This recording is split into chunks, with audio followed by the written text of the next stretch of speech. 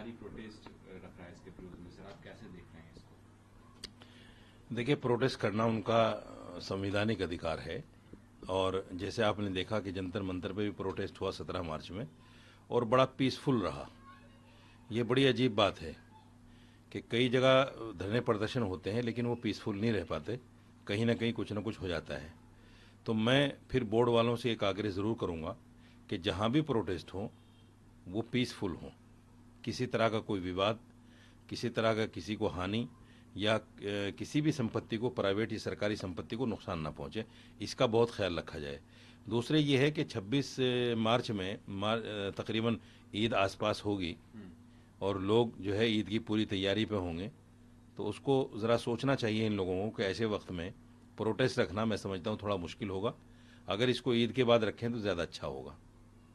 4% contractors को आरक्षण दिया है कर्नाटक गवर्नमेंट ने, मुस्लिमों को, जिसके बाद विवाद क्रिएट हो गया है। बीजेपी प्रेस कॉन्फ्रेंस कर रही है।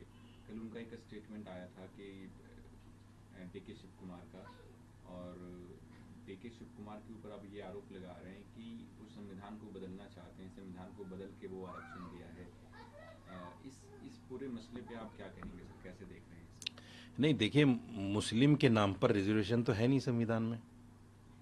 मुसलमान के नाम पर रिजर्वेशन नहीं है कि अगर वो मुस्लिम है तो उसको दिया जाए, और ये मिलना भी नहीं चाहिए।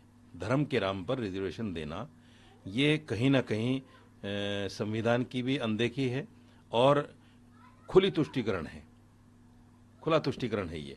तो मेरा मानना ये है कि आप मुसलमानों में गरीब लोगों को देखिए।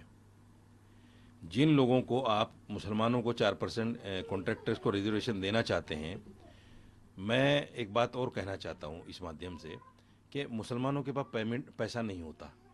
यकीनी तौर पर जिन मुसलमानों को आप दोगे वो पैसा जो है कहीं ना कहीं दूसरे लोगों से लेने की कोशिश करेंगे, और वो दूसरे लोग फिर किस तरह से बंदर बांट होगी उस पैसे में, किस तरह से वो ऊपर से नीचे तक पैसा जाएगा, तो ये ना उधर का रहेगा ना इधर का रहेगा।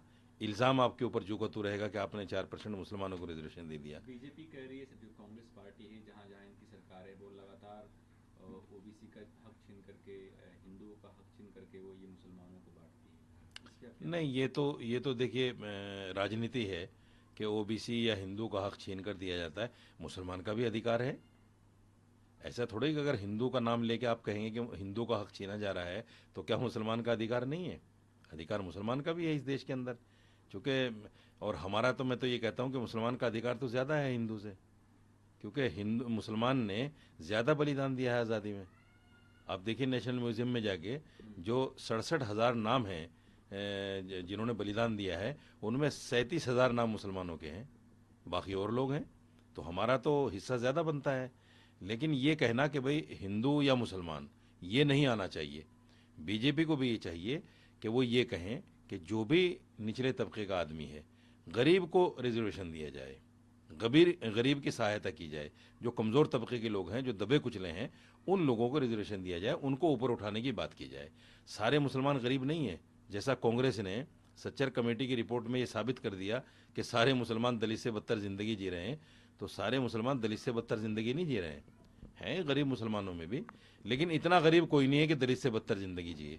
तो कांग्रेस ने भी अपने ज़माने में तुष्टीकरण किया है। अब फिर जहाँ जहाँ उनकी सरकारें हैं, मुसलमान का नाम लेके तुष्टीकरण फिर हो रहा है।